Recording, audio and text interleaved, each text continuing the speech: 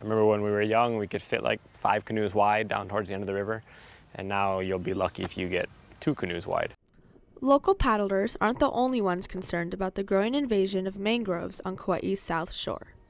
Mangrove, a type of tree that grows in brackish water, was introduced to Kauai by the sugar plantations in order to stabilize the soil and protect the coastlines.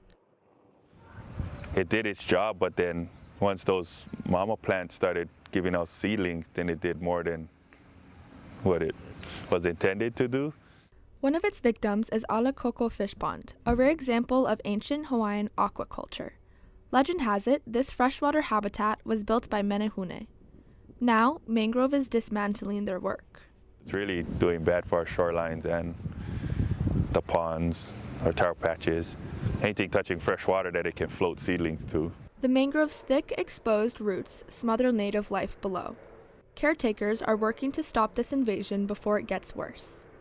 Oh, it makes big changes in the ecosystem.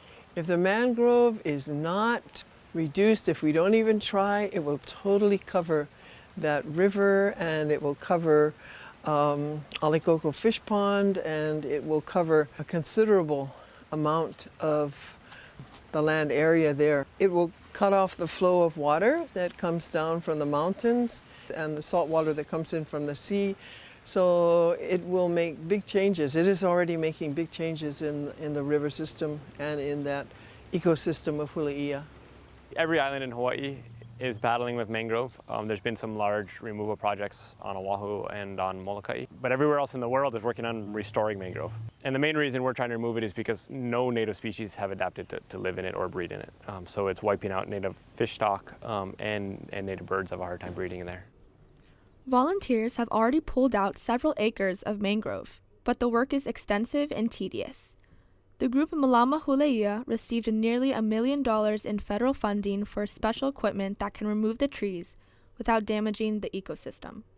Together, the project works pretty seamlessly with specialty machine equipment being in the areas that are not sensitive to hand cutting, hand removing in the areas that are sensitive. The group is also exploring new ways to protect native species. Basically, we got a little island. We got 4 of the native plants growing, and we have a ditch around Auai around that carries water, which will help the grass from growing over into the island and taking over. Malama Hula''ia says it's determined to preserve this native habitat, along with the traditional Hawaiian values it represents.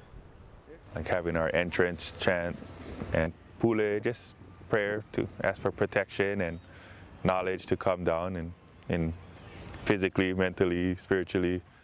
They want this oasis of ancient Hawaii to flow for generations to come. This is Amber Sunshin from Island School for Hikino.